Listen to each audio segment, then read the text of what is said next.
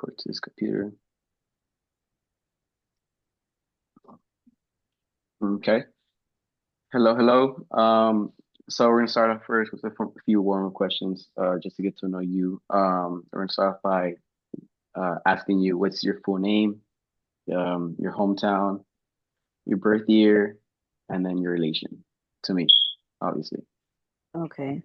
My full name is Marla Morales. I was born and raised in Boyle Heights slash East LA, East Los Angeles. My birth year is 1995, and I am your older sister. Okay. Just starting off, you said Boyle Heights, East LA. What are some growing up, what are some kind of street names that like come to the top of your head, like growing up in Boyle Heights and East LA that I guess people from there would know? Um, for sure, Matthew Street, just because that's the street where I used to live, but it's also the street of my high school and middle school, so it's always something I remember. But some of the popular streets are Soto Street, Caesar Chavez Boulevard. I think it's Boulevard. I'm not too sure. First Street, you have St. Louis, Chicago, Wabash, Marengo Street, Okay. Third Street, and then that's just in Boyle Heights where I was born and grew up. But then around second grade, we moved to East LA, which is only a few minutes away, and it's the town next door. Some of the popular streets there are Mednick uh, Avenue. We have Floral Drive. We also have Cesar Chavez as well. Hamel Street, which is the street that we moved into and we still live to this day.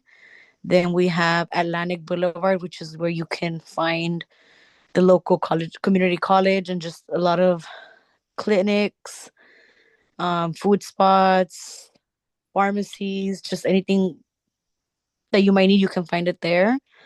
Um, we can also find Third Street as well as Whittier Boulevard, Olympic Boulevard. Oh, and Okay. Eastern, Eastern. Okay. And you said when were you born? 1995. 1995. Um, Obviously, well, I mean, a little bit more, getting a little bit more background on the parents. When did your parents move into this country to have you? I believe my mom was 14, so she's 50 now. So let me do the math in my head. It's okay. I would say maybe 1986, 84 to 86 is when my mom first came to the US. Hmm. And my dad, I believe he came in the 19 sorry, my mom came like 1988 and my dad I think came like 1989 or 1990 when he was 21. Hmm. Okay, okay. Were there any like stories that they passed down to you, like from coming here to this country or from living here before you were born, or anything they passed down to you? Yes, so they actually when they both first got to the US, they lived specifically my mom, was raised in Boyle Heights and the apartment complex where she initially lived when she arrived to the US for the first time is still standing. So every time we pass by it, I just always remember like so the apartment where she first moved into and where my grandma, her mom lived in Boyle Heights. It's still standing. It has a balcony, and that's actually this is a funny story. Her and my dad actually made it official in that balcony where they kissed for the first time and became boyfriend and girlfriend. So because it's still standing, every time I pass by there, whether it's walking through car, it's just always a story I remember. And there's a lot of local spots like restaurants, maybe old bars where she would tell me stories where like her older uncles and uncles that I still talk to this day would hang out when they were younger. Also on Cesar Chavez, there's a lot of stores that I remember going with her, with my grandparents, walking to either the liquor or just pharmacies and stores that they would take me to that I, to this day, they're still standing and I walk by there and I remember. Oh, that's nice. That's lovely to hear. Well, that leads me to my next question because obviously, not a lot of people know how like porch hangouts or balcony hangouts work. So like, what do like, I guess for you, are you said your parents met there, our parents met there, what's it called? So what do front yards and porches hang it like those type of hangouts look for you? Like, did you ever experience those with friends? Did y'all were y'all like the outside type of people? So I definitely think that my generation was still the generation that was hanging out and playing outside. I have an uncle who uh has a house in Boyle Heights as well, and he has a front yard, and the front yard has some stairs to lead to the front door that also has the Okay. balcony. This is my tio Walter's house. And I remember every Sunday my family would do carne asadas, and me and my cousins would be on that balcony just dancing around and trying to wave down the cars that would go down the street of the hill. I don't know why we were doing that, but I just have a very core memory of dancing on the balcony. Like if it was our stage and just dancing in the balcony. But just in general, I feel like my generation, which are the millennials, maybe even early Gen Z, Hmm. we had that opportunity to still be outside playing instead of being indoors, like on the iPad or video games and all that. So I do have very core memories of playing outdoors. Okay. And that was in Boyle Heights, right? That was Boyle Heights and East LA, because even Oh. here in my house, we when we moved to East LA, we my parents purchased a duplex home. So although we lived in the front, we had outdoor space in our gated house to roam around. So me and my brother would always ride our bikes around like the indoor space. It wasn't that big, but we would ride around on our bikes. I Mhm. remember I loved the sport of tetherball, and for one of my birthdays, one of my uncles gifted me a tetherball pole with the ball. So my Uh-huh. dad planted it on the floor, and I would play outdoors. We would set up pools in the front yard, like the blow up pools, and just put it there and be in that area. Um, but yeah, I do recall being outdoors in my front yard or in my backyard. Okay, okay. Now moving a little bit to like the local area, like were there any like anchors or places that were like played the main the huge role in your life, like in Boyle Heights and East LA? We're gonna tether between both of those. Yes, so for sure Hollenbeck Park. I feel like that was the hangout spot after um After like in school. middle school and in high school. If you wanted to hang out with your friends after school, you don't want to go home, you would go to Hollenbeck Park. There Hmm. was also Don Manuel's Raspados right across the like in the corner across from my high school. Which if you guys don't know, but my high school, my middle school were literally next to each other. So whether it was middle school or high school, after school and you wanted to grab a raspado, you would always go to the corner. It's called Don Manuel's Raspados. You would get Okay. your hot Cheetos with chamoy and limon, or you can get your raspados. That was one. Then we used to have a Tom's Burgers, a few like 2 or 3 blocks from our high school. So that was Hmm. another hangout spot to get some really cheap burgers, because the burgers were like a $1 and something cents. And I specifically recall one time I went with my friends Uh-huh. and we literally paid in pennies for a burger that we were gonna bullshit. Like, literally 100 pennies, and I remember the cashier was so annoyed at us. Like Um, that? like that. Across from our high school, there's a place called Arctic Hotspot. Some of the best croissant Okay. sandwiches and chilaquiles that you can taste. And till this day, they're still open. They're still catering not just the high school students, but the local community. And it's a Latino owned business, very small mom and pop shop. The food and the smoothies are so delicious there. So I would recommend if anyone's ever there. Um, Let me think. Oh, Evergreen Park. I remember when me and my family used to live in Boyle Heights. It was maybe like a good 15-minute walk from our apartment complex. So I remember sometimes in afternoons during summer days, like if my parents were both available, or I would go with uncles and aunts, we would go spend the afternoon there playing in the playground or in the park. And even transitioning to middle school and high school, just hanging out in that park as well with my friends after school if we didn't want to go home. Mhm. I mean, obviously, all of those places sound like okay. So, let's say if somebody were from Boyle Heights, they would know those places that you said to the Yes, T. for sure. Okay. Were there any like murals or like any major landmarks that like that stood out to you from there that tell you more about history than the textbooks did? Obviously, we talked about like anchors, places that meant something Ye- to you, but like So first, education wise, so Cesar Chavez in general is a very educational spot, although it's just mostly made up of restaurants, pharmacies, or even shopping stores.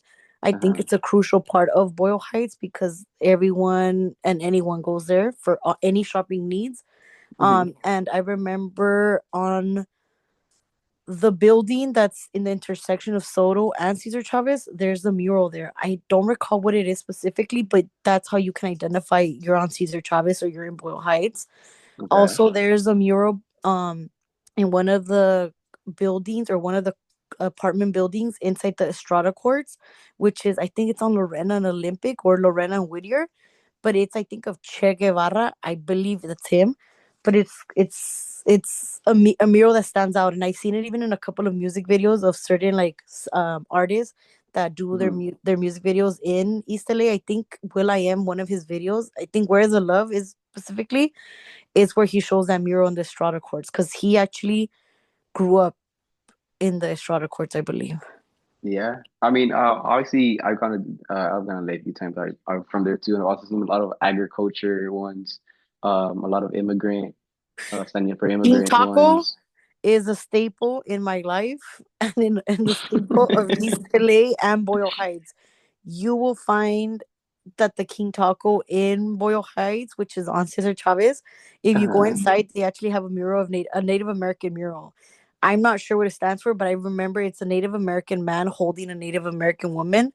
But that's one of the murals I also remember. And also, King Taco is a core memory growing up and in my Growing life up. Right. right now. That's nice. And then, by the way, what were like the main forms of transportation you used growing up? Because obviously, I mean, you drive right now, but that wasn't really the case for you or your parents. But apart from like walking, what was your form of transportation that you'd tend to go to from Boyle Heights to like? So growing up, we used all types of transportation. I remember my grandma, who never learned to drive, would I think she or my dad taught me how to use the public bus, but I know with her I would use it more often, whether it was to go to the beach or just to go with her to Avon, which was like in downtown LA. We would have to Okay. ride the bus. Do you remember Also, what bus exactly? Do you remember like so any lines? the 68, if you're ever in East LA College or Atlantic and Cesar Chavez, you get the Hmm. 68 and it takes you all the way to downtown LA. So Okay. through its way to through its way through both East LA and Boyle Heights, you can stop on Cesar Chavez in Boyle Heights, or you can keep going all the way through the whole journey and it'll take you to downtown LA. But the 68 was one of them. If you get the bus in front of your elementary school, which is Brooklyn Elementary on the corner Hmm. of Dangler and Cesar Chavez, and Hmm. you get the 70, that takes you from where we live all the way to Montebello Mall, which was the local near mall that everyone would hang out to. So I remember taking that bus there during either vacation days or just whenever I wanted to go to the mall. Hmm. Other than that, I don't remember the other buses, but I did grow up taking also the metro, and it was the yellow line or the gold line. Yeah, that was Um, my next thing, the Gold Line or the E Line. yeah, Very that famous was the around East line LA. I would Boyle take, Heights. not just like to Boyle Heights, like from where we live, East LA Oh to yeah, Boyle Heights. passing. Yeah, but I remember it would take me to the Union Station, where from the Union Station I would get, I think, the red line to Linwood to meet with my cousins, and then from there we would get a different line to go to the Pike in Long Beach. But this was like high school moments already, Yeah. So where like none of us drove. these forms of transportation were already like settled in, or were they like continually making them, like the trains? No, the trains were already there, because I remember one time we were at Lily's house, our cousin, and she lives in Boyle Heights, and the Gold Line on Soto and First Street is literally by her house. Pass So we by, got yeah. the train there, the Gold Line there to the Union Station. From the Union Station we switched to a different one to get to Linwood, and then from Linwood we got another one to get to Long Beach. So this was Hmm. before we started driving, and when we would still rely on public transportation because we had no way of getting there. Okay. And there's a lot of people that say like, oh, LA is overpopulated. It's filled with freeways, filled with tracks. There's always these barriers. They consider them barriers. Do you think like these freeways, like not streets, but these freeways, these trains, or like these intersections are considered barriers, or more of like are more helping the city prosper, you know? I think because I'm someone who has traveled not just the US, but even the world, I feel like LA is not even anywhere near a lot of these other cities that rely on public transportation. New York, for example, I recently went to visit one of my best friends, Oh wow. and although New York is heavily populated with cars, people with their Hmm. own personal vehicles, but a lot of people tend to rely on public transportation, and it's just crazy how that works. Like it's more reliable there. Like you'll see 10-year-olds going to school by themselves using the public train. um I also saw it a lot in Italy when I recently went. Um, Hmm. People rely on it a lot, and it's just a more effective way to get around versus here in LA County. I feel like yes, it's accessible or Hmm. accessible, but I Accessible. don't think Hmm. it's as great as other places. I think it could still improve. However, I do feel like they were put here as barriers, and there's actually history in that East LA, Boyle Heights, Commerce, Vernon, a lot of these places have literally freeways next to them or close to them because they were meant to be as barriers. Versus if you go to the more, um, not, yeah, more higher class, Yeah. higher economic class, like Right. Yeah, Pasadena, I know what you mean. Arcadia, Beverly Hills, you are not going to find a freeway close to people's homes, or you have to drive a little bit away from the homes to get to the freeway. For example, I live in East LA. I go to the gym in Pasadena or Altadena, right? Okay. I have the freeway right next to me, the 10 freeway that can take me to St. Gabriel. I know I'm saying a lot of streets right now. People might not understand this, but If you know, you I know. get the If you know, you know. I mean, that's some of the questions I they get have, the but like, 10 freeway from East LA, and it will take me to San Gabriel, right? From San okay, Gabriel, that's in Alhambra. I'll exit. I still have to drive towards the mountains just to get to my gym. So like even between the how gym, far? like 25 minutes. But Oof. that's because there's no direct freeway to the gym. Right. Like I just feel like in more higher economic cities or Hmm. residential areas, public transportation or even like I mentioned freeways or highways are not as close, and I just feel like it's because people don't want them to be that close, or maybe they were not intended to be that close because at the end of the day people consider them to be ugly and they want their communities to look more elevated and higher class. Yeah. I mean, that's interesting because I mean, because a lot of people say like, oh, a lot of those places don't have a lot of as much noise or as much limitations when it comes to getting to a certain place or living there. And you have those places like that are, I mean, I guess higher tier, but they're quieter, more respectful, I guess some people say, like you said, like the rich cities. But it's just crazy how they are posted as limitations or little barriers But to the hide thing them. is, they're meant to be like that. For example, like Brentwood or Beverly Hills or even Pasadena, even some places in Alhambra, like they have they don't people are not allowed to park on the residential streets unless they have a parking permit, or like you have to have a Mhm. parking permit after a certain time, or there's like a noise limitation where people can't make noises. Even in the environment, I don't even know if that's the word I'm trying to find, but like even the way that the scenery is in these homes. Like if you see all these homes in lower income communities, there's Mhm. rarely any trees for shade in the homes. But if you go to Pasadena or Arcadia, you drive through these streets that are shaded with so many trees. And during the hot summer days, those houses tend to not get as hot because they have trees that help shade their houses or help Cover shade it. them. Hmm. Versus all these lower economic cities and residential streets that don't have many trees because I don't know why they don't have any trees. I'm sure it has something to do with limitations, but Hmm. they tend to get hotter, experience more of the heat. Yeah, I mean, we've seen it before. I want to go tend to a little bit more to like the cross culture you saw in Boyle Heights. 'Cause I'm pretty sure there was a lot, especially East LA. But Boyle Heights has been known to be multi-ethnic. Hmm. Did you grow up out hearing like a lot of stories about Jewish, Japanese, Black, Mexican communities like intersecting with each other? Or did you have like friends that like, you know what, let me show you my culture, and did you just like connect like that? Or I don't think I was as exposed as much or like had people directly impacted, not impacted, but directly connected to that I was in relation to. I Mhm. think growing up, I've heard here and there of how Boyle Heights was initially dominantly Jewish, a Jewish community. Hmm. But it wasn't until after college that I myself started hearing more about that I started like trying to do my own research or just reading articles and just educating myself. And Hmm. now that I know that there's like a church across one of the social security offices in Boyle Heights that is still standing, and it was a, how do you call it, a synagogue where a lot of Yeah. Jewish community members used to attend when they were still living in Boyle Heights. I know Hmm. that at some point a lot of Japanese individuals also live there.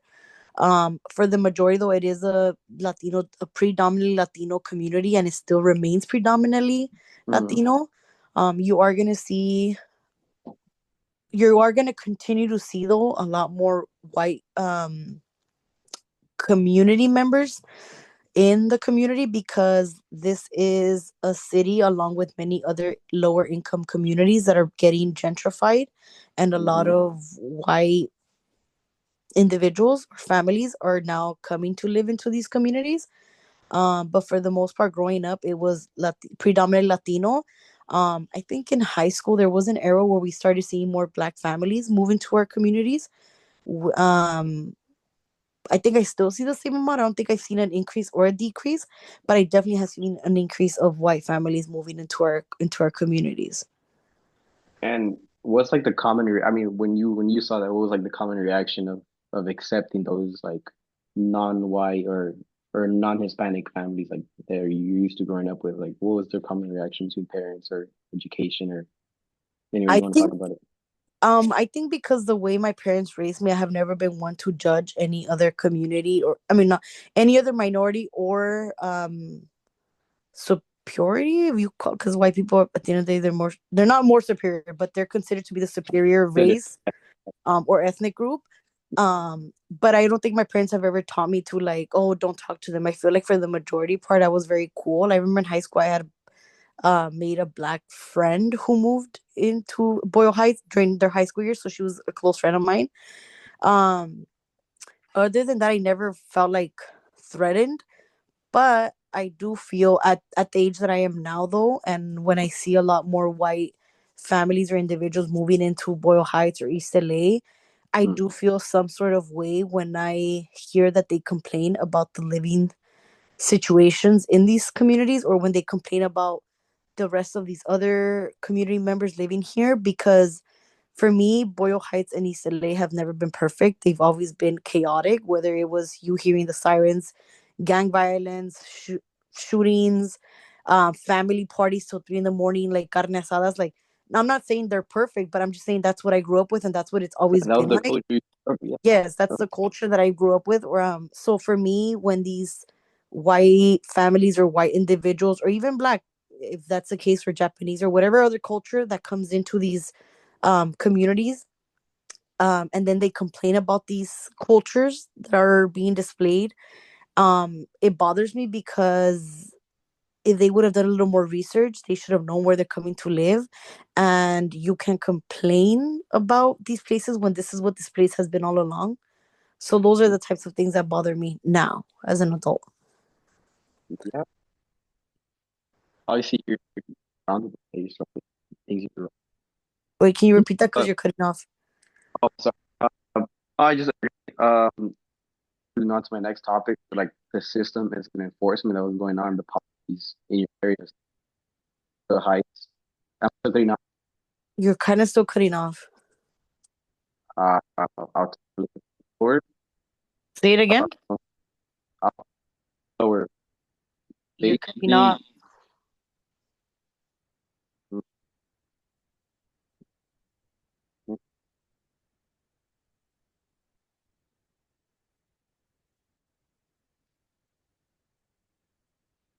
growing up in, okay, would you say the Heights or East LA is more likely to see cops You see them or equally in both places. You literally see cops in both places. Growing up, there was always a police cop in school, and I remember they would be walking around in the entrances, or during lunch and nutrition, they'd be walking around supervising. Even outside of the school, when you would get out, or even entering school in the mornings, you would see a cop car outside. Um, growing up, just being outdoor in your house, you would see cops doing their drive-bys, making sure that everything was okay. Um, so I would definitely see that. Gangs, I think I saw them more growing up than now at the age where I'm at. Even in school, like I feel like middle school was is the peak moment when people start joining these gangs because people start reaching their teenage hood. And I remember having friends who we were cool with at some point, and then once we started middle school, they just transitioned or changed their ways, and they started joining gangs. Yeah. And gangs back then were like the bald headed, long t-shirts, long jean shorts or long jeans, and Mhm. the higher the sock, the dunner the floor. I'm just kidding. The higher socks, like, and it would imply like, oh, those are the gangsters or those are the gangs. But I feel like nowadays you don't really see that. Like you do see the gangsters, right? But they're more like the old school gangsters. Like they're older already. You don't really see the younger generations, and if you do, it's not as heavy as back when I was growing up. Um, but growing up, my mom's brother, her younger brother, was in a gang. So I remember seeing him and his friends hang out at my grandma's house, and he used to remember tag and be doing criminal activity, um, smoking marijuana. I remember I have a core memory where he was living with my grandma. I remember I opened his bedside table and I saw a rolled up joint of marijuana. I did not know what this was. I had never been exposed to marijuana, and I thought it was a cigarette. But now that I'm older, I was like, oh no, that was like a blunt, a rolled up joint. Um, but he went to jail at some point. So I remember even visiting him in jail with my grandma. Um, that's like one of my other core memories that I have.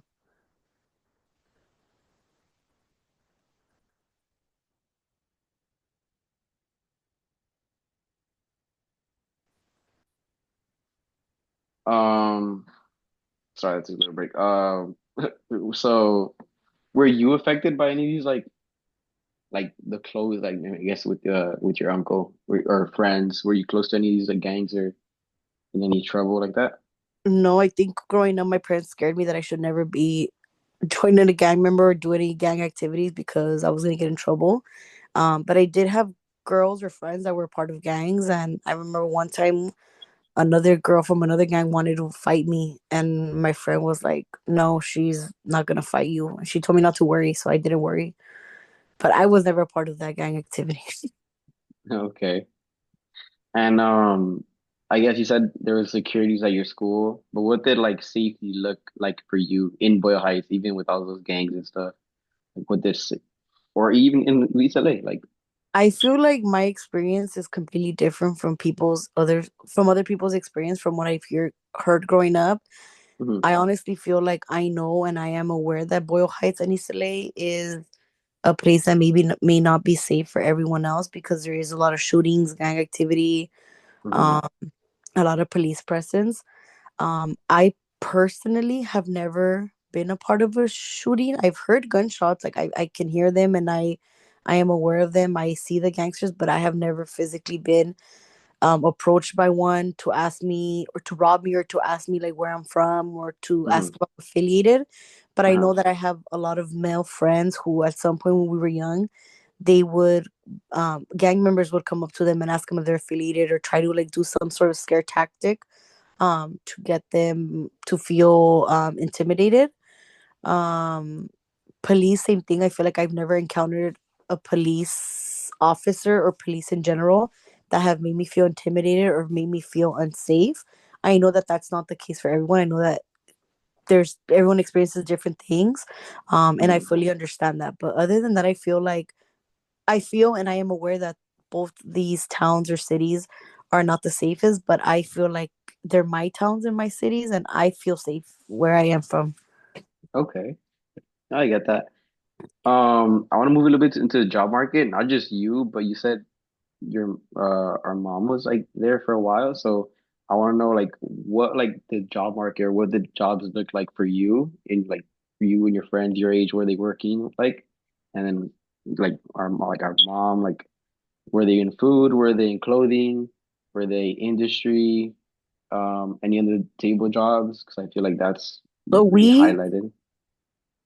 So on my mom's side, we come from a lineage of housekeepers and nannies. It started with my grandmother, our grandma, my mom's mom. She started doing housekeeping, and I believe it started cleaning like the offices in downtown LA skyscrapers. Hmm. Obviously, when my mom came at 14, she would go with my grandma, and they would do that together. I know she eventually then moved on to cleaning people's homes, but the homes were nowhere near in these lower income communities. It Hmm. was always like near Pico and Robinson. It was always like near Alhambra, Pasadena, Oh wow. Brentwood. So there was a long way from where we're from. Um, Right. and then with my mom, as we know, she's always done a lot of housekeeping jobs or even nannying jobs.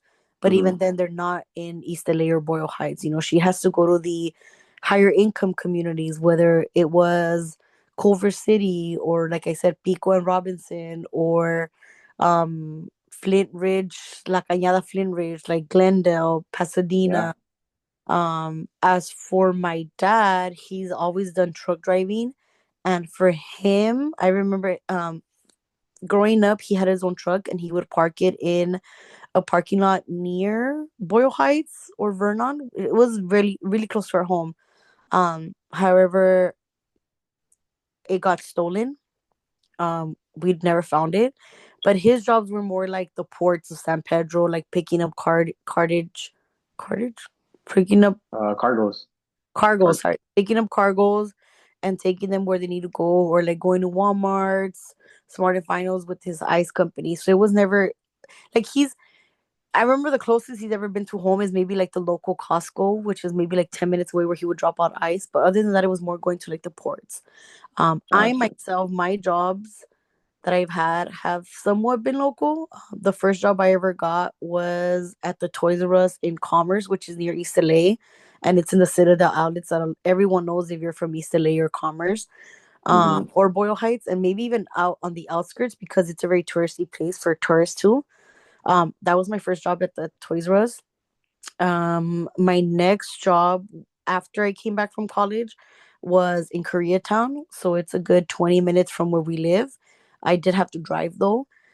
And then all my other jobs after that have somewhat from close to home. If not, they've been on the outskirts and closer to like LAX, like the airport. I've done a few nannying jobs as well, but they've also been on the outskirts like Silver Lake or Pasadena or Glendale. You think going outside of your hometown would be necessary? Like, even at a young age, starting at Toys R Us, you think it was necessary for you to leave hometown for you to get a job? I think when you're a young teenager, you don't. I think that there you can find either food, you can find restaurants, you can find clothing stores, you Hmm. can find pharmacies, or just any other type of stores in general where you can possibly apply and get a job. However, if you're trying to look for a career, that's a little different, and you do have to go on the outskirts and go maybe where the job market is a little bit better. For example, downtown LA or in the outskirts of downtown LA. Mm, okay. I mean, let's talk. I mean, I was about to ask, where's like the places that you've worked or the places that your friends have worked, was there any like change? Like, were they affected by any industrial like development at the time? Because I was about to mention, like, obviously with the Dodger Stadium and the Chavez Ravine, a lot of homes and jobs were affected. So I was about to, leading up to my next question, do you know of any friends that their jobs were affected by an industrial development? Honestly, I don't. I think when me and my friends all started working, it was more of like those type of jobs, like I said, like McDonald's, like store, shopping, Yeah. retail stores, and commerce. Hmm. So no, we were not affected by it, but I have heard of the Boyle Heights Chavez Ravine experience that a lot of families faced. Hmm. It was very unfortunate because it really impacted not just their livelihood, but like their community within that Chavez Ravine. Yeah. So I mean, I want to get a little bit more on that because obviously we did have our read. I did learn quite a lot about that. But how did you learn about the Chavez Ravine and then the families that were displaced? Like, how was your experience learning about that? Or did you see it firsthand or just heard about it in school? No, I didn't see it in person. I think I was either No, I wasn't even. I don't think I was born. I think this happened like the early '90s or maybe late '80s. I'm not too Mm-hmm. sure on the exact date, and it's Mm-hmm. sad to say that I didn't learn about this until after, or even during college when I was Mm-hmm. taking my own courses.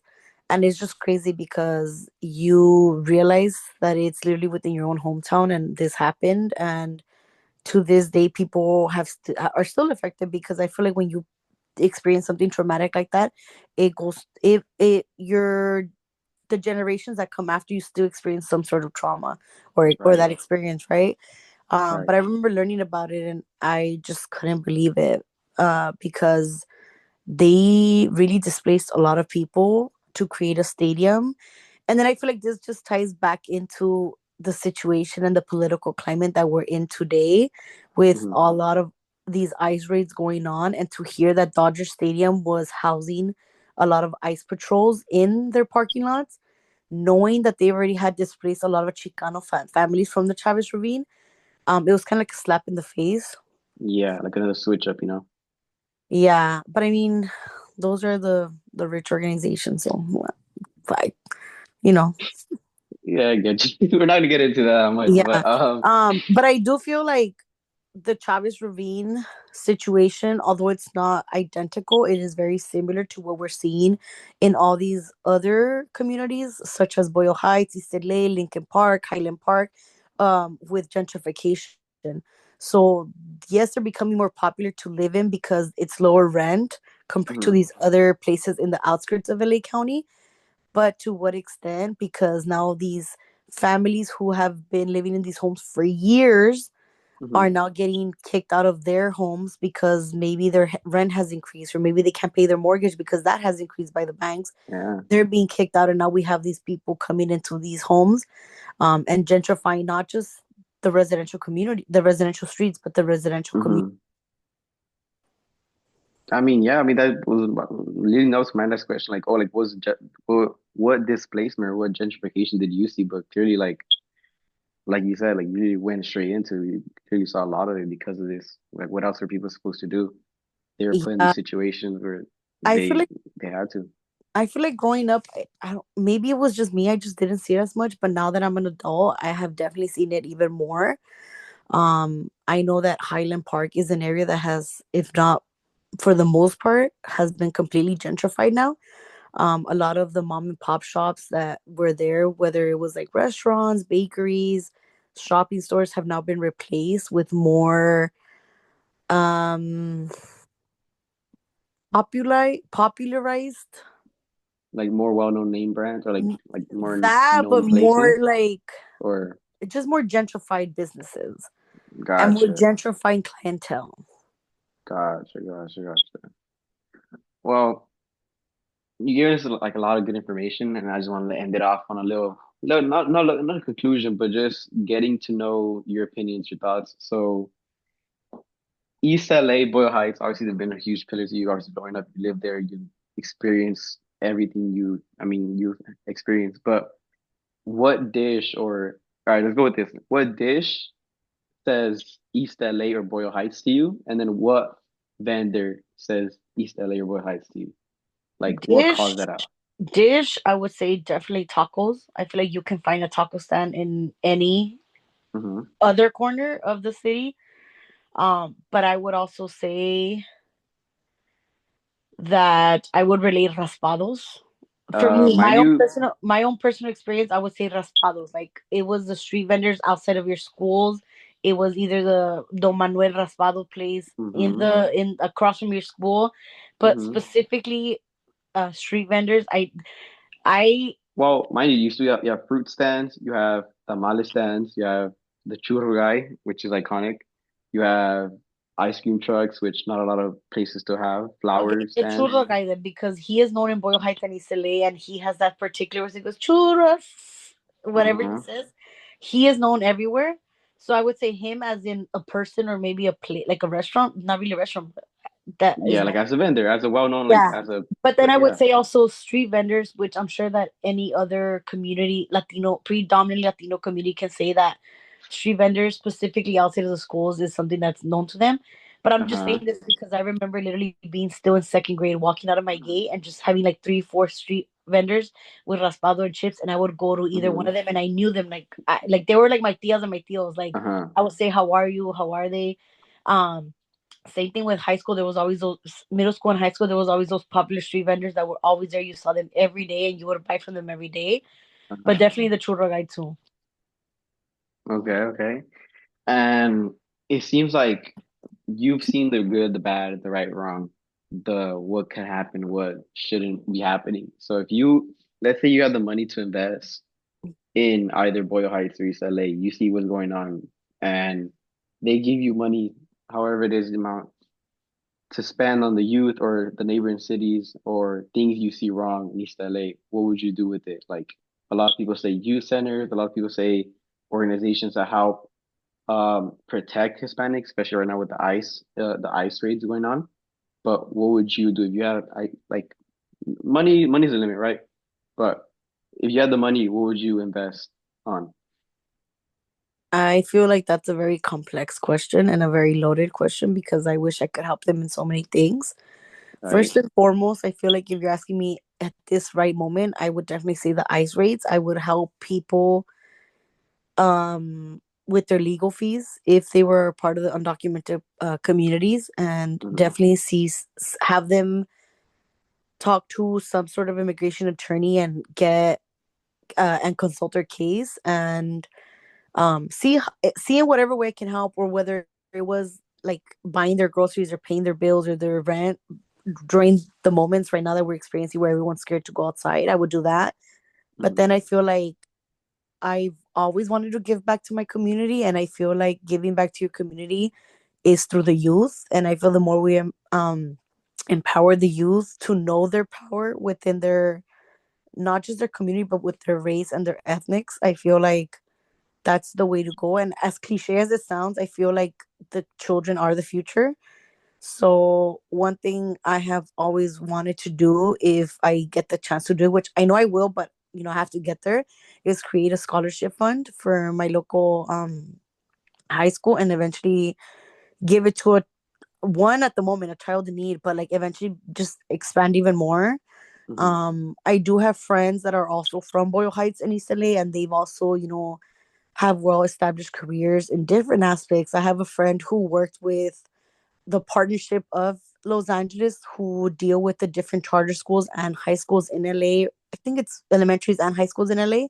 And she Mm-hmm. was more of like the financial aspect of it, and she got experience that. And I know we would talk about how we want to give back to our communities, and she would talk about how she would want to host like financial workshops for parents and for the community, just so they can learn how they can save their money, how they can invest their money if they have the opportunity to invest their money.